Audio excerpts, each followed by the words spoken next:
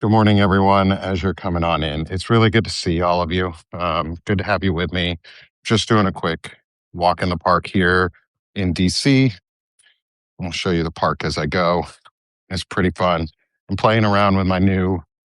Oh, that was cool. That was not what I was expecting. Sorry, y'all. I'm playing around with my new gyroscope and camera mount. So just give me a second here as it fucks with me. Stop it, camera. Sorry, y'all. Um, there we go. Oh no. That was not what I wanted. You guys are upside down for a second. Hold on. Let me see if I can get this working again. Okay. Come on, camera. Do your thing. Okay. Okay. While I'm playing around with the camera, there we go. Hopefully, this maybe stops doing that and lets me put it straight up. There we go. Okay. Thanks for being with me, all. Sorry about that weirdness. I just wanted to show everybody a little bit of what's going on. Morning, sir.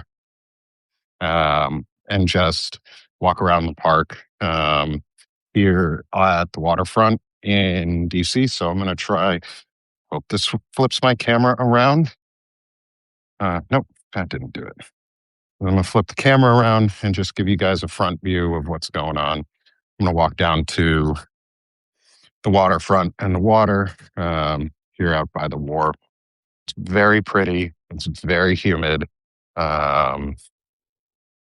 And what is it? The Anacostia Riverwalk Trail is where I'm at right now here in DC. I got the pleasure this morning of meeting the opinionated ogre. No, I have not been replaced by a Nick bot. Good morning, everyone. We'll see a bit of the wharf and I'll let you all see the riverfront here. It's really pretty. It's very quiet where we're at right now. I'm just outside the National Mall, and so don't have any of the. No, I can see all them. I can see stuff still. Good morning, Steph. Good morning, Lefty. Good morning, Jandro. Um, and so just down by the waterfront. Um, is this Potomac? I don't actually know if it is or not. So I don't want to give you a bad answer on that. There are people out boating. Um, it's a beautiful, very humid, starting to rain a little bit though, which is actually really nice because it's really muggy here. And when it rains, it feels better. Um, it doesn't feel so much like crap. I would, Levy, if I had time. I actually fly out here in a little while. So I was going to go see some of the sites, some of the other sites here in DC, but I figured I didn't really have time. Um, yeah, rain is needed. Rain is good. Um, rain, rain makes corn. Corn makes whiskey. Um, welcome to Virginia summer. Yeah, welcome to East Coast summer. Growing up in Vermont, I was um, pretty used to humidity, but man, this is even worse. I thought we were humid in Arkansas during the summer, but wow. Um, yeah, next time I come out, I want to come out for a longer period so that I can possibly see and visit more while I'm here and go to some of different some of the different sites, but also meet more people. Um, so just wanted to give you all a quick recap of the morning or of yesterday. So for anyone who didn't catch any of the lives that I did yesterday, they're all up on Substack right now, and you should definitely go listen back, especially last night's live and the afternoon live of Flair in DC. So yesterday, I got the chance to. Um, oh, Lefty. Oh, I would love that. Thank you for that offer. I will reach out if we're coming back this way and we um, want to get out and at least meet you guys. That would be lovely. Yeah, look at the beautiful sailboat. I love sailboats. I wish I could afford one. I wish I could live on one. Um, oh, hey, Melissa. You should. Oh, I cannot wait for you to come into DC. When you come in, before you get there, I want to make sure that you have Kira Haven of Citizens Impeachment and the Courage for Democracy organization. I want to make sure you're in touch with her. Um, so let me tell you guys a little bit about yesterday. Is yesterday I got the chance to come out to DC in sponsorship by Veterans Fighting Fascism to support Tad Stormer in the release of his new book, Resistance History of the United States. Um, and in that, we got to sit down with representatives from the FLAIR organization, which is for Liberation and Resistance Everywhere, is their acronym. Um, and we sat down. We got to speak with them. Karen Ataya was there, or Atia. She was there speaking as one of the reps to promote what is going on. Kira Havens was there for, like I said, the Citizens in Impeachment and Courage for Democracy organization. Um, have they been restored at Union Station? I don't know. I think they're working on that one, Melissa. Um, I know they're in litigation right now around the 8647 flag. Um, and that could impact a lot of cases going forward. They also, if you saw my picture yesterday, there was a semi-lewd looking picture of Donald Trump being fucked from behind by a um, green figure that said courage, and because he has a lack of it. And I think they're being sued over that one as well. There are National Guard troops all over. I I'm on the wharf, not even at the National Mall. So let me turn the camera so you guys can see in the distance. Behind all of this stuff is the Washington Monument. You can see it sticking out like a giant penis into the sky over there. Um, Good thing we have memorials to slavers, but not to the slaves and to the freed people. Um, anyway, it was really good to listen to the Flair team and what they're doing, to see how they're coordinating and lobbying and going in person to pressure congressional members. They pressured Marjorie Taylor Greene. They were talking about impeachment. Oh, it is definitely empty where I'm at right now on the wharf. As we get closer to the main part of the wharf, which is where I'm walking back to, we'll start seeing a bunch more people. There's actually a race going on of some sort on the wharf. I think it's a run that they're doing, but it also could be kayaking involved in it. I've seen some people with kayak paddles and stuff like that. Saw a dude in a chipmunk costume. So it's been a good, weird morning. And um, and yeah, and the Flair folks are the ones who actually went into Marjorie Taylor Greene's office over and over and over again and worked to get the idea of impeachment for Trump into her mind. Um, and they aren't the ones, obviously, who got her out of office, but they definitely, I think, helped. I think they put enough pressure on her to help get her to resign and leave. And that was a good start. Um, and we got to talk about, like, how do we use our voices in our own styles? What do we do best? And how do we lean into that best of ourselves? So that was really cool to hear. Karen, if you have not met Karen Attia yet,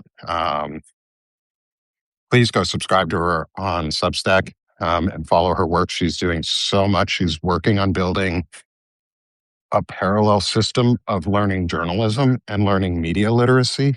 And since she started it last year, her Resistance Academy, they've had 1,500 people go through the course, which is incredible.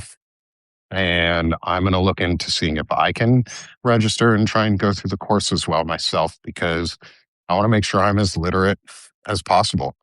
Um, ooh, um, Beth, could you grab Karen Atia's link and drop it in the chat for me here, if possible? Because it's hard for me while I'm walking to do all of that.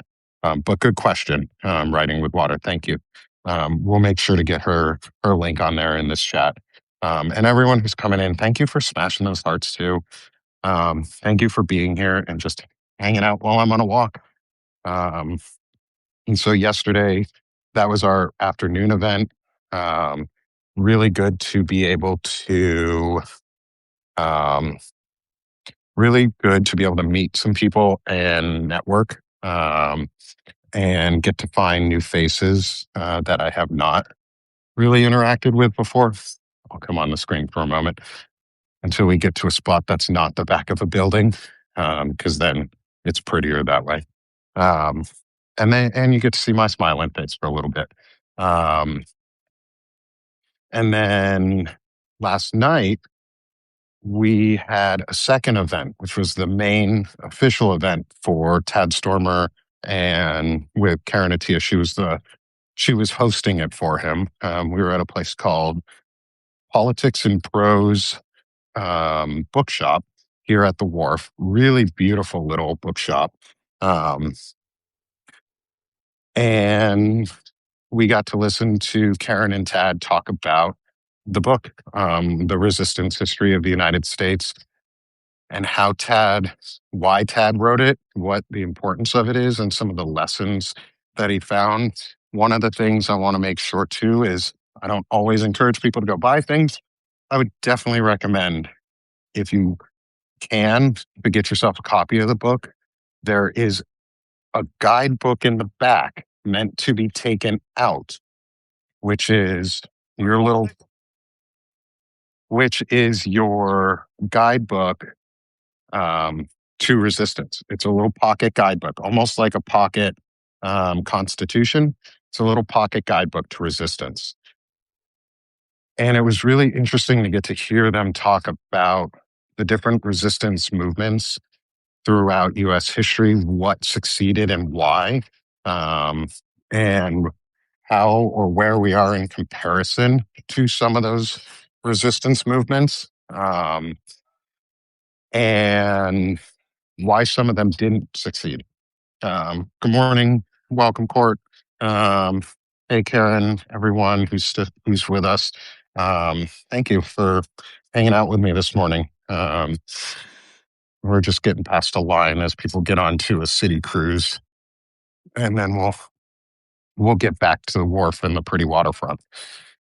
Um, but it was really interesting to listen because one of the areas they were talking about were the walls, were the two stumbling blocks that you either get around or they end your resistance in a meaningful way. And that was the distinctions in my eyes. I'm going to boil it down to what they were talking about is the distinction between what is lawful and what is moral and what is right. And so they use the example of during slavery and during the Civil War was the Underground Railroad. Was that lawful? Fuck no. There was nothing lawful about freeing slaves. In the US, there was nothing lawful about helping slaves get away from their servitude and to freedom. But it was fucking moral. It was the moral thing to do. It was the right thing to do. It was the only human thing that you should have done. We should have all been fighting for that. Obviously, we weren't. There's a reason we fought a civil war about it, and why we're now still fighting that same civil war, just in a different way. But resistance, it's not even extra legal. Yeah, the revolution itself is extra legal. But law needs morals behind it. It needs a moral framework. And it doesn't matter if it's lawful all the time. We need to get past what is lawful. We need to understand what is the morally right obligation for us to do. And are we willing to live with what is going on? Are we willing to live with the violence that is being perpetrated against us? Are we willing to live with ourselves and those around me or those around you just because it's illegal? Is it moral? Is it ethical? Those are the questions we should be asking. Not is it legal, not is it lawful, but is it morally right? Are we doing the morally right thing right now? During the slave revolts and while we were trying to free slaves. Hey, good morning, Doc Eric. While we were trying to free the slaves, just like I said, the Underground Railroad was arming people legal? Yes. Was it viewed as the right choice? Maybe. But how do you stop violence being perpetrated against you and against those around you if you aren't willing to meet what is being perpetrated? Capitalism doesn't have morality. Capitalism is only about making and taking and consuming. We need to get past this consumption mentality and this competition mentality into cooperation mentality and building our parallel systems. Karen Attia is a great example of that. Her resistance academy that she put together, like I was talking about a couple minutes ago, that is a parallel system that fits in with what Doc G is doing and the daisy chain. It's a parallel system to what is currently there. They talked about the history of journalism, and the impacts that it has on revolution, on true knowledge, and where journalism has purposely failed us in the past. During the lead up to the Civil War, what was happening in Haiti at the time? There were slave revolts, successful slave revolts going on. Do you know what we didn't hear about in the US during that time? Because our journalism suppressed it, those slave revolts. We didn't hear about them. Our people did not hear because the journalism at the time saw that as antithetical to the rule of our law. That's too fucking bad. It's not even whites got scared. It's not, yes, back then it was more about whites. It was also, they didn't want to allow the slaves or those who were indentured or those who were of lower white class either to hear about it, to hear that they could have freedom and a choice too, that their voices could mean something, that their efforts could do something. And why it was so important for journalism to be suppressed back then and why it's being suppressed now, because it isolates you. It isolates you. It makes you feel alone. It makes you feel by yourself.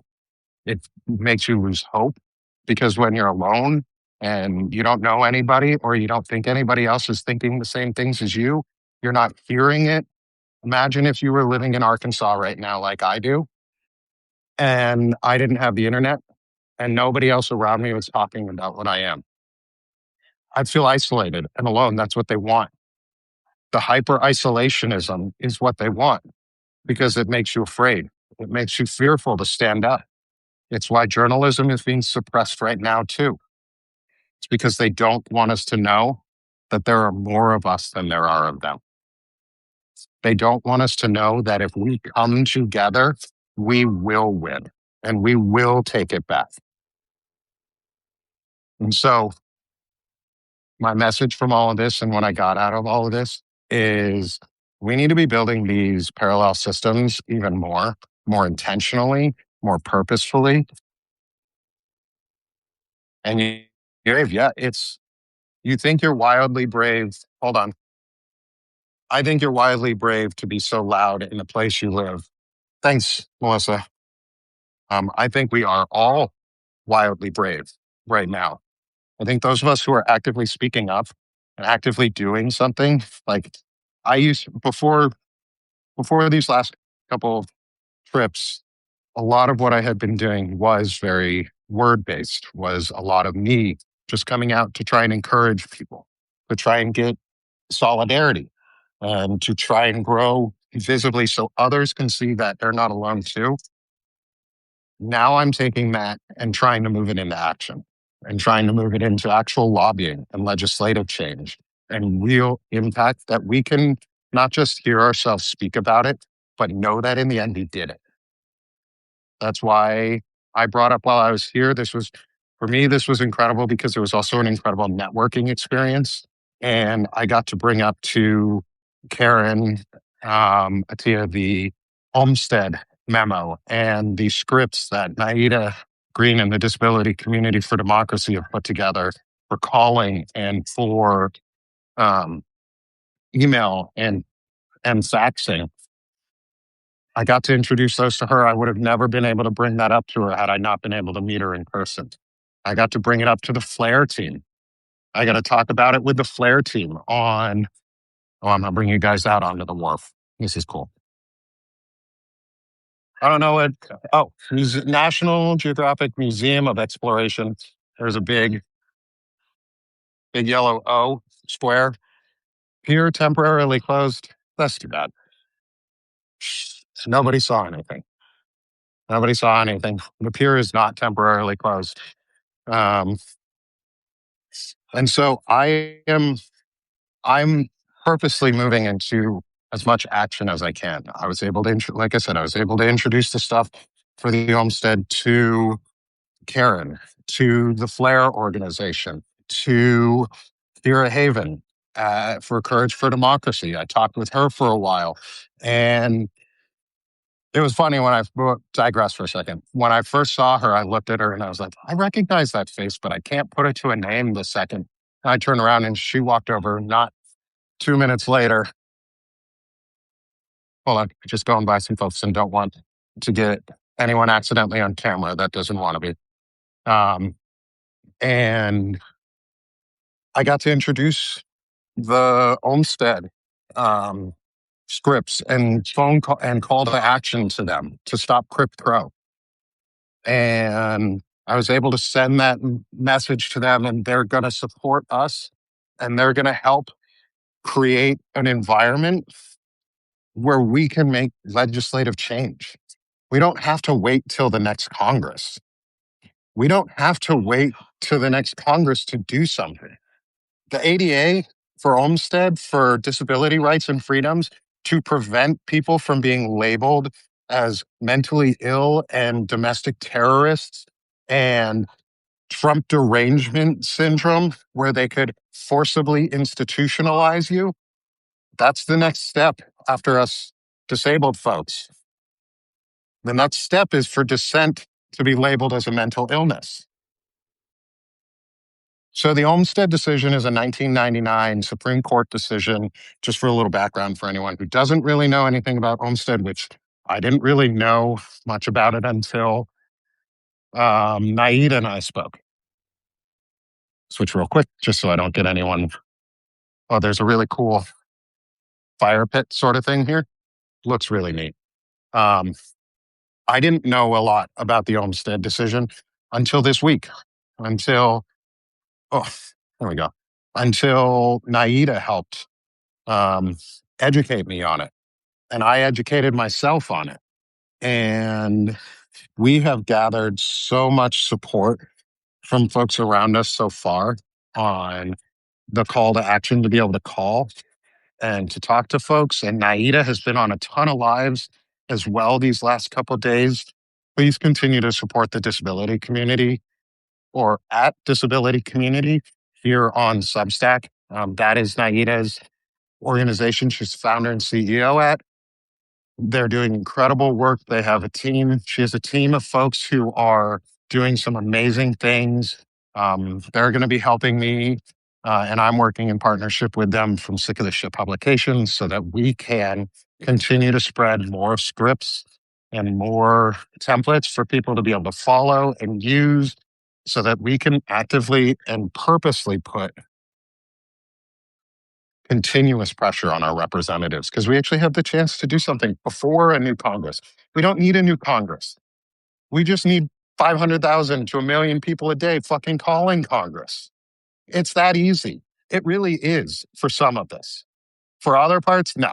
There is going to be more because our legacy in this is the destruction of a system and a recreation of a system that is not built on supremacy, that is not built on genocide, that is not built on hate and fear and loathing of the other.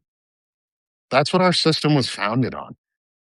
We're deconstructing the myth of America together, and we're reconstructing what it can and should and will be. Not what it could be, but what it will be. We are reconstructing America in real time. We're breaking down our myths of America. The myth that America cares about people with disabilities. The myth that America cares about anyone who's not rich, who's not wealthy and powerful and a landowner. Breaking down the barriers so that we can come together, we can unify. We're one people, out of many one.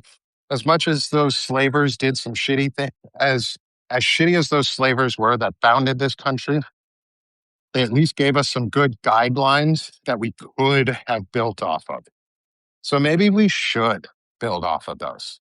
Maybe we just should. Maybe we should finally live up to the promise that we can do more. We don't need the haves. Everybody can be the haves. We're the richest fucking country in the world by capitalistic standards. We're the poorest country in the world by care. We don't care for ourselves. We don't care for our people. We don't care for any of the things that are not comfortable institutions. And so this weekend has been good to reignite that. Not that I had lost it, because if you had all seen me this week, I have been on a fucking tear about the Olmstead memo, which Stephen Miller was behind, and is the one who made sure that happened because, he fucking hates us. It's also been really enlightening to listen to and hear about how we're talking about colonialism around the world and how we are talking or not talking about the anti Semitism and the targeted anti Semitism that is going on right now. How come we're not talking about other nations that are doing the exact same thing that Israel is doing? Why are we singling out the Jewish nation when others are doing just as bad or worse? I'm not dismissing what Israel is doing. I'm not dismissing what Bibi Netanyahu and his corrupt ass government are doing. I'm acknowledging that it's happening in more places. And we need to be willing to acknowledge that ourselves. And we need to look into ourselves and ask, why are we just doing this about Israel? Why are we just talking about Israel? Why aren't we talking about China, who are persecuting and butchering the Uyghurs? How come we are not talking about the wars in other places in the Middle East where other Middle Eastern nations are butchering and massacring other Muslim groups? How come we're not talking about this? We have to look inside to see ourselves and ask these questions about why we're so fixated on just Israel. Why are we so fixated on blaming the Jewish population for the same thing that is going on? Not dismissing the deaths and the destruction, but acknowledging and accepting that it's happening in other places too. And if we're going to talk about it one place, we have to talk about it elsewhere. Oh, and I'm not saying that any of you guys in my audience are blaming the Jews specifically. Please don't get me wrong. And yeah, it is the Israeli government, because if we want to be seen here in America as not Donald Trump, as not MAGA, we have to widen our lens. That's a great way to put it, Courtney. Not dismissing, it's widening the lens. It's widening the lens to see that where it's happening everywhere. So are other countries, though. To the comment of because Israel is using us for their killing, okay? How about Saudi Arabia that we have funded? How about South Africa? How about other nations that we give millions of dollars to billions of dollars to a year? They're ignoring us too. They're ignoring us too. They're doing it. We fund it. Why are we so focused on Israel? Why are we so focused just on Israel? I'm just saying, if we're going to talk about it for Israel, we have to talk about it everywhere. And that's what I'm asking is challenge our own perception on this. Challenge yourself to ask which groups are wanting us to specifically focus on Israel alone? Who is benefiting most by us talking about it? Who is benefiting the most by us talking about Israel and none of the other governments and countries that are committing the same atrocities? And we have to admit, in a lot of ways, the reason we talk about Israel the way we do is because it is about anti Semitism. It is about finding a scapegoat. And it's not just Putin, it's all of the nations. It's all of the countries that are using authoritarian power to to kill marginalized groups. And we have to be willing to confront that too. We have to be willing to now ask ourselves, if Israel has no right to exist, why does the US? We genocided the native population of this nation. Mormonism, the American Christian faith of Mormonism, was founded on genocide. They went west and they murdered everyone.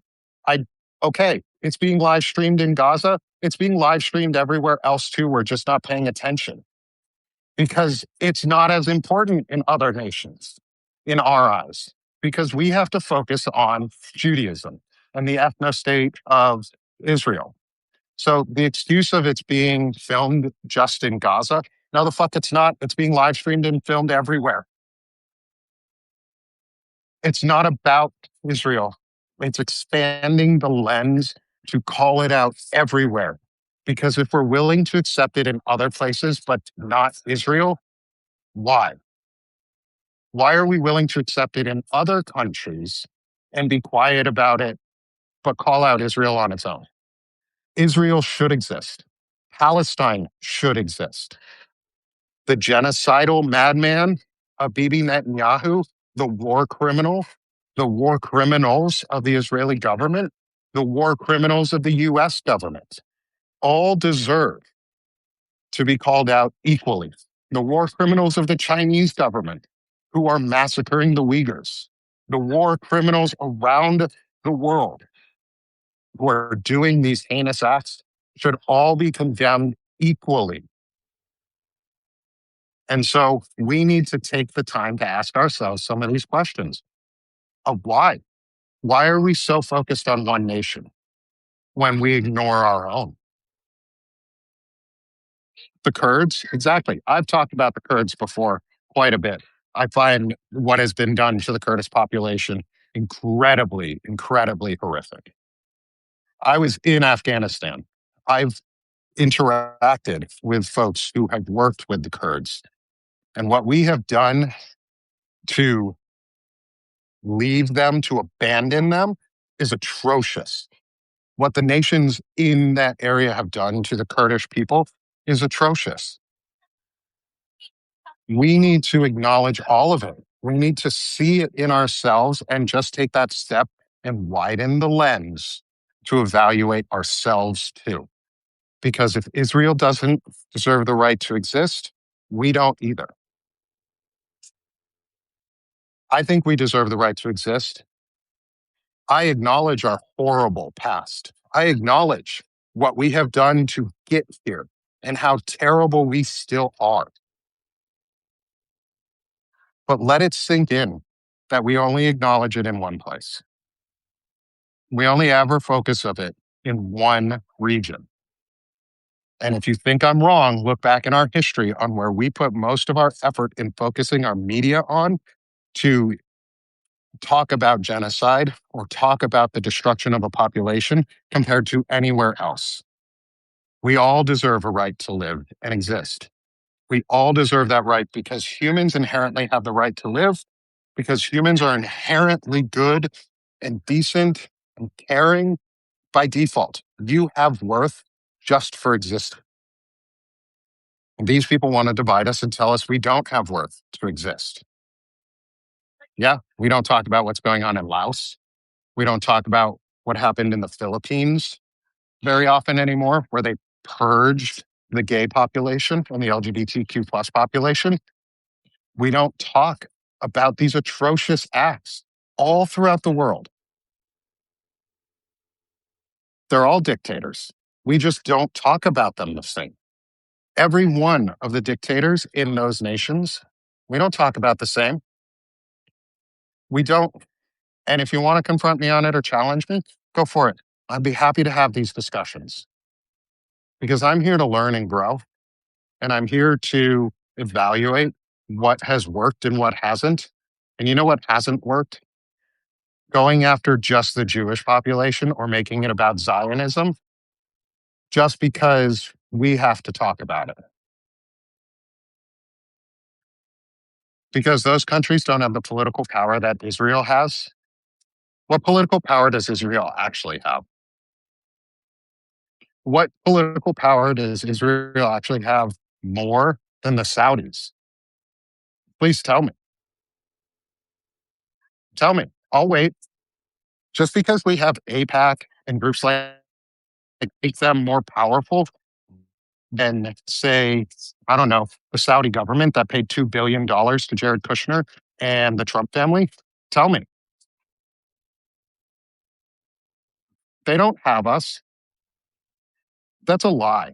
That's a lie that we've been bought into, that APAC controls us or that the Jewish community has an undue power. Again, it goes back to Israel has an undue power on America. No, they fucking don't. We've lied to ourselves to allow us to believe that they might.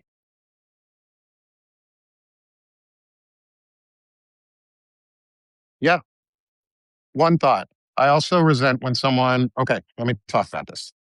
That's a great comment, Lefty. Okay, one thought, Nick. I also resent when someone defends Israel's right to exist without talking about genocide. It smacks of whataboutism. Great comment. As always, I think it is the word genocide has a unique place in history for those of us who have families who suffered during the Holocaust and who were genocided by the Nazis and the anti Semitism that has come out of that word to target Jewish people specifically and to put us, again, to put us on a pedestal where it's about the Jews more than it is anybody else. And so I've seen there's been some discussions on the use of the word genocide recently. Uh, from Dean Blundell and I had a talk on intelligent masculinity talking about this and why he isn't using the word genocide specifically. He calls out Bibi Netanyahu and the Israeli government very harshly on war crimes and the the terrible things they are doing, but he's hesitant to use the word genocide because he's not a lawyer, which is fine. We have Cliff Schechter talked about it the other day. Genocide has a really distinct place in his mind as a Jewish person, as a Ukrainian Jew. Well, we'll get to maybe the Israelis' actions here because I'll have to go here soon because my phone's dying. I got another couple minutes, and then I got to also get an Uber to get onto a plane. Um, is we focus solely on Israel. I think we can acknowledge the genocide, and whether you call it a genocide or not, is up to people, and I respect their decision not to if they have a good reason. I consider it genocidal at the very least. I've used the word genocide. I've used the word it's akin to a Holocaust. You guys know my feelings on it, but I don't make it about Judaism. And if you want to call it genocide, call it genocide. I'm not going to stop you. I'm not here to police those types of words. I'm not here to convince you not to use that type of word. Everyone is entitled to their own opinion on it as long as we can then acknowledge that it's not just Israel committing genocide. It is others too. It is others who are committing genocide. We have to speak up about that too. It's widening the scope before it turns into, hey, the Jews are all bad. Before it turns into, this minority community is all bad. Because that's where it goes. That's what othering and whataboutism like that do. So take a moment to ask yourself, why do we focus so much just on Israel? I'm not asking anybody to ignore Israel. No, we're equally involved in all of these nations. Don't believe the lie that we are just involved in Israel in a financial way that is massive. They just publicly lobby. Other nations are doing it too, just as much. So it's not, it's all about money coming from other nations and allowing ourselves to live in this system of oppression. It's not about Israel. It's about asking ourselves, are we willing to do the same things that they're committing? Are we willing to do the same things here that the Chinese are doing to the Uyghurs? That has happened to the Kurds? That happened in South Africa? Are we willing to do all of those things because it's a little uncomfortable for us to get up and do something? And so, yes, Chris, that's a good point. Is the Holocaust is specifically tied right now as a word to World War II and to what the Nazis did? But there's actually a legal definition of a Holocaust, and it's about basically concentrating people into a single area and burning them alive, which you could describe what has happened in Gaza as Holocaust adjacent, if at the least you can describe that to what has happened to the Uyghurs. Again, you can describe that is what is happening to a lot of places around the world. We just focus on it because it's a convenient scapegoat here in the US to think that way. Expand your horizon. Don't just focus on the one, widen that lens. And that's all. That's all I'm asking on that. Because when you widen that lens, we'll be able to widen that lens back to ourselves. And we'll actually be able to ask the questions that we haven't been willing to ask ourselves so that we can make something better. Because we are inherently just as bad as any of these other terrible nations.